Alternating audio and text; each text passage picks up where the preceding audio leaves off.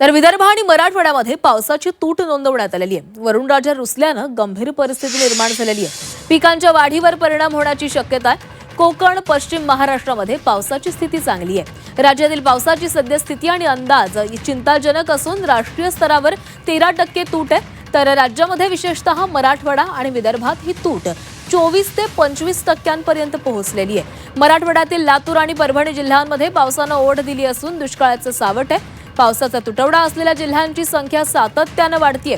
ऑगस्टच्या ऐन हंगामात पडलेल्या या पावसाच्या प्रदीर्घ खंडाचा सर्वाधिक फटका शेती क्षेत्राला बसतोय। त्यामुळे सोयाबीन, कापूस आणि तूर या प्रमुख पिकांच्या वाढीवर आणि उत्पादकतेवर विपरीत परिणाम होण्याची शक्यता आहे।